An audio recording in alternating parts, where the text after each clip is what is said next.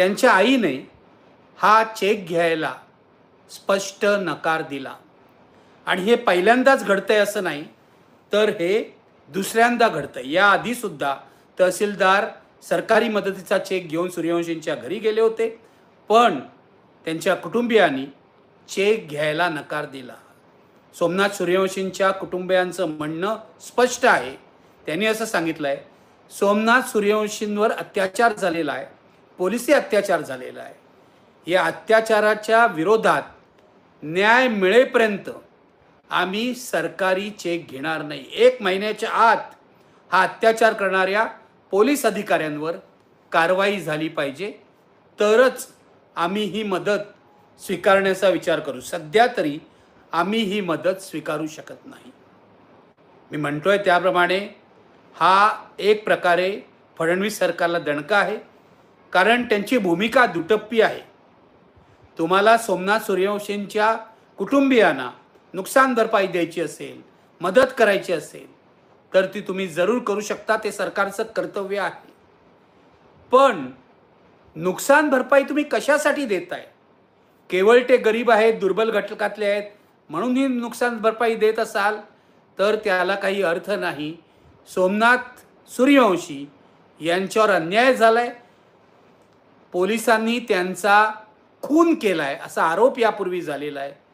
या खुनाबद्दल, या अन्यायाबद्दल ही नुकसान भरपाई असेल तर त्यांचे कुटुंबीय विचार करू शकतं, पण आधी त्यांना न्याय मिळाला पाहिजे। या पोलीस अधिकाऱ्यांवर कारवाई झाली पाहिजे। सरकार अशी दुटप्पी भूमिका कशी काय घेतं आणि विधानसभेत मुख्यमंत्री सांगतात की सोमनाथ सूर्यवंशींचा मृत्यू हा हृदयविकाराने झालेला आहे, पोलिसी अत्याचारात झालेला नाही, मग नुकसान भरपाईला अर्थ काय राहिला? याचा अर्थ असा होतो की सोमनाथ सूर्यवंशींच्या कुटुंबियांनी हे 10 लाख रुपये घ्यावेत आणि आपलं तोंड बंद ठेवावं, म्हणून सरकार ही नुकसान भरपाई देत आहे। मला असं वाटतं सोमनाथ सूर्यवंशींच्या कुटुंबियांनी ही सरकारी मदत नाकारून बाणेदारपणा दाखवलेला आहे आणि त्याबद्दल त्यांचं अभिनंदन करायला हवं। जोपर्यंत सोमनाथना न्याय मिळणार नाही तोपर्यंत आम्ही ही मदत स्वीकारणार नाही असं त्यांनी सांगितलेलं आहे। आपल्याला या प्रकरणात जरा आपल्या आठवणी जागा करायला हव्यात, कारण हे प्रकरण फार जुनं नाही आहे। परभणीचं महाराष्ट्रात हे नवं सरकार आल्यापासून 2 प्रकरणं घडली। 9 डिसेंबरला संतोष देशमुख यांचा खून झाला, जे मस्साजोगचे सरपंच आहेत, आणि जो खून गेला महिनाभर गाजतोय, अनेक ठिकाणी मोर्चे निघालेले आहेत। आणि 10 डिसेंबरला परभणीमध्ये डॉक्टर बाबासाहेब आंबेडकरांच्या पुतळ्याच्या जवळ असलेल्या संविधानाची जी चौकट होती, संविधानाचं जे कव्हर होतं काचेचं, ते फोडण्यात आलं। पोलिसांचं असं म्हणणं आहे की मानसिकदृष्ट्या सक्षम नसलेल्या माणसाने हे केलेलं आहे, मनोविकाराने ग्रस्त असलेल्या माणसाने हे केलेलं आहे। पण काही कार्यकर्त्यांचा आरोप असा आहे की यापाठी कोणीतरी आहे, यापाठी एक कारस्थान आहे, ते अजूनपर्यंत महिना उलटला तरी पोलिसांनी शोधून काढलेलं नाही आहे।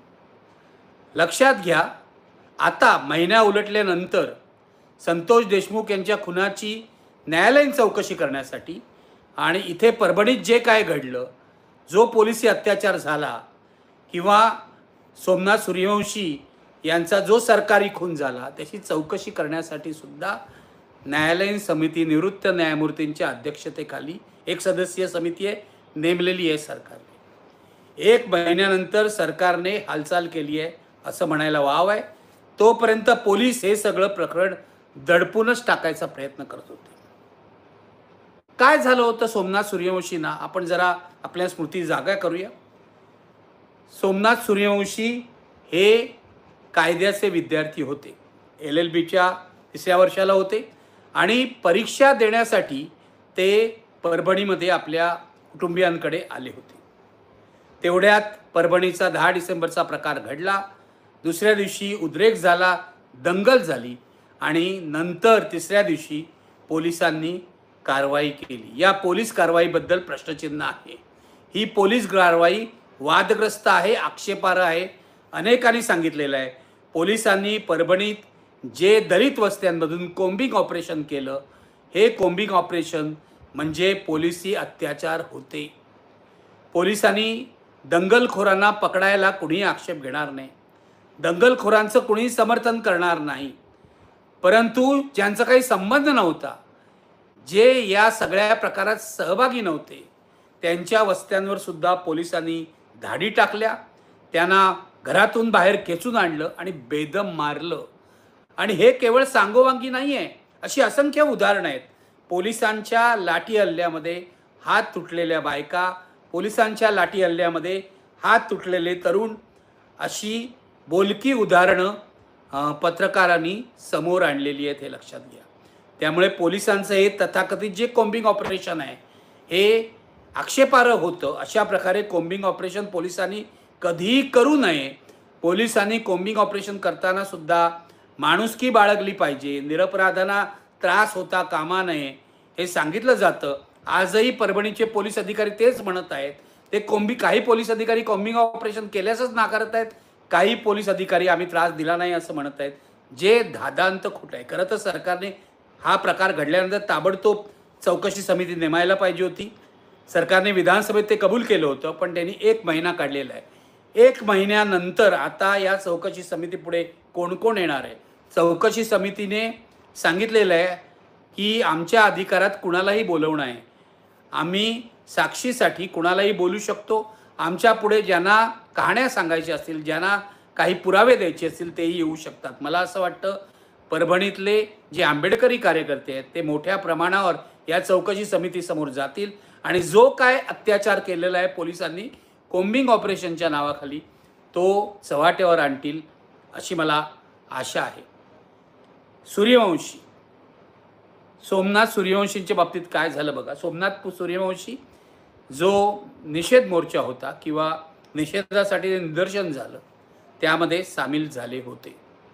ते शांततापूर्ण निदर्शन करत होते आणि त्याला कुणी आक्षेप घेऊ शकणार नाही. रस्त्यावर बसलेले होते, त्यांचे फोटो प्रसिद्ध झाले आहेत. ते दंगल करत नव्हते, ते दगड मारत नव्हते, ते हिंसा पसरवत नव्हते, काहीही करत नव्हते.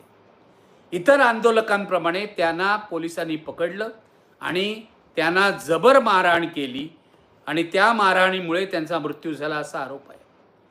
जेव्हा आंदोलकांनी पोस्टमॉर्टेम रिपोर्टची मागणी केली, तेव्हा त्या पहिल्या रिपोर्टमध्ये त्यांच्या शरीरावर मारहाणीच्या जखमा आहेत असं दिसून आलं. सरकारचं असं म्हणणं आहे की ह्या जखम्या जुन्या आहेत, त्यांचा मृत्यू हा हृदयविकाराच्या झटक्याने झालेला आहे. माझा प्रश्न असा आहे की हा संशोधनाचा विषय आहे. याचं कारण पोलिसांनी कोठडीमध्ये मारहाण केली, पोलिसांनी त्रास दिला, त्याचं त्यांना टेन्शन आलं आणि हृदयविकाराचा झटका झाला, असं कशावरून झालं नसेल. आणि हे जरी झालं असेल तरी त्याची जबाबदारी पोलिसांवरच जाते, हे लक्षात घ्या. हा अत्याचार दडपण्यात काही अर्थ नाही. पोलीस अशा प्रकारे कोठडीमध्ये आजही 3rd डिग्री मेथड्स कार्यकर्त्यांवर वापरतात, हा आपला अनुभव आहे. 3rd डिग्री मेथड्स पोलिसांनी वापरू नये असं पोलिसांचं ह्युमन राईट मॅन्युअल सांगतं, पण पोलीस कार्यकर्त्यांविरोधात सरसकटपणे ते वापरतात. आणि मी तुम्हाला सांगतो, पोलिसांची वागण्याची पद्धत दुबळ्या जनतेशी, दुबळ्या समूहांशी, विशेषतः दलित समूहांशी, आदिवासी समूहांची ही आक्षेपार्ह असते, पक्षपाती असते. दलित कार्यकर्ते असले तरी पोलिसांच्या वागण्यातून जातीयवाद डोकावतो, हा आरोप जुना आहे आणि परभणीतही हा आरोप झाला आणि त्या आरोपात तथ्य आहे असं म्हणणं भाग आहे. लक्षात घ्या, तुम्ही कोणतीही घटना घ्या, 1997 साली घडलेली रमाबाई आंबेडकर नगरची मुंबईतली घाटकोपरची घटना घ्या किंवा खैरलांजीचं हत्याकांड घ्या, या सर्व प्रकारामध्ये पोलिसांची भूमिका संशयास्पद होती. पोलीस पक्षपातीपणे वागले. रमाबाई नगरच्या घटनेमध्ये पोलिसांनी टिपून गोळ्या घातल्या असं स्पष्ट झालेलं आहे गुंडेवार कमिशन पुढे. गुंडेवार कमिशनने सविस्तर चौकशी केली, त्याचा अहवाल आलेला आहे आणि पोलिसांच्या वागण्यावर ठपका गुंडेवार कमिशननी सुद्धा ठेवलेला आहे. प्रॉब्लेम असा आहे, समस्या अशी आहे की एक घटना घडते, त्याची चौकशी होते, कमिशन पोलिसांच्या वागणुकीवर ठपका ठेवतं पण पुढे त्याचा फॉलोअप किंवा पाठपुरावा काही होत नाही. त्यामुळे पोलिसांच्या वर्तनामध्ये सुधारणा होण्यासाठी जे काय व्हायला पाहिजे ती गोष्ट अजिबात घडत नाही, हे लक्षात घ्या. सोमनाथ सूर्यवंशीला अटक केल्यावर त्याला मारहाण करायची काहीच गरज नव्हती. पोलीस कोठडीमध्ये जे आरोप होत आहेत त्यानंतर त्याचा पोलीस कोठडीत ठेवल्यामुळे केवळ तणावामुळे हृदयविकाराचा झटका आला. त्याची काही मागची हिस्ट्री होती का, इतिहास होता का? त्याची आई विजया सूर्यवंशी असं सांगतात की अशा प्रकारे त्याला कोणताही दुर्धर आजार नव्हता. पोलीस म्हणतात की त्याला श्वसनाचा आजार होता, पण आई म्हणते की अशा प्रकारे कोणताही आजार त्याला नव्हता. त्याची कसलीही आजाराची हिस्ट्री नव्हती. त्यामुळे पोलीस अत्याचारामुळे, पोलिसांच्या मारहाणीमुळेच हा मृत्यू झालेला आहे. स्वाभाविकपणे आता या मृत्यूची चौकशी होईल आणि त्यातून या कुटुंबाला न्याय मिळेल अशी अपेक्षा ठेवायला जागा आहे. जी न्यायालयीन चौकशी समिती नेमली आहे ती कोणत्याही दबावाशिवाय काम करेल असं मला वाटतं. करायला हवं त्यांनी. नसेल तर कार्यकर्त्यांनी हे काम निपक्षपातीपणे होईल याची काळजी घेतली पाहिजे. आजपर्यंत गेला महिनाभर परभणीतले कार्यकर्ते आंदोलन करत आहेत, त्यांनी दबाव ठेवलेला आहे. आज तर परभणीतून मुंबईकडे या विषयाची दाद मागण्यासाठी लाँग मार्चही निघालेला आहे.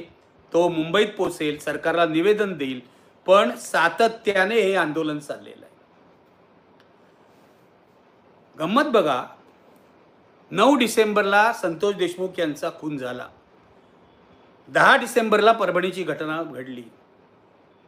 पण परभणीच्या घटनेला मस्साजोगच्या घटनेपेक्षा कमी महत्त्व मिळालं असा आक्षेप घेतला जातोय आणि त्यामध्ये तथ्य आहे. याचं कारण असं आहे, एक लक्षात घ्या, एक कारण असं आहे की मस्साजोगची जी घटना आहे ती अत्यंत गंभीर होती. ज्या प्रकारे खून करण्यात आला त्याच्याशी असलेले राजकीय लागेबांधे, त्यामुळे ती घटना मोठी झाली. पण दुसऱ्या बाजूला दलित अत्याचाराची घटना असल्यामुळे, सोमनाथ सूर्यवंशींच्या अत्याचाराची किंवा पोलिसांनी केलेल्या मारहाणीची ही घटना दलित अत्याचाराची असल्यामुळे, एका दलितावर अत्याचार झालेले असल्यामुळे तिची दाद लागली नाही, तिला मोठी प्रसिद्धी दिली नाही, हा आरोपही काही अंशी खरा आहे. आणि हा पक्षपात आपल्याला भारतीय समाजामध्ये कायम दिसतो, हे लक्षात घ्या. हे आपल्याला मान्यच करायला पाहिजे. बीडच्या घटनेला अधिक प्रसिद्धी मिळाली, परभणीच्या घटनेला प्रसिद्धी मिळाली नाही. परभणीच्या घटनेमध्ये दाद मागण्यासाठी प्रामुख्याने दलित संघटना, वंचित बहुजन आघाडीचे लोक होते. नंतर तिथे राहुल गांधी पोचले. राहुल गांधींनी सरकारने केलेला हा एक खून आहे असं म्हटलं आणि मुख्यमंत्र्यांना जबाबदार धरलं. पण राहुल गांधी नंतर पोचले, हे लक्षात घ्या.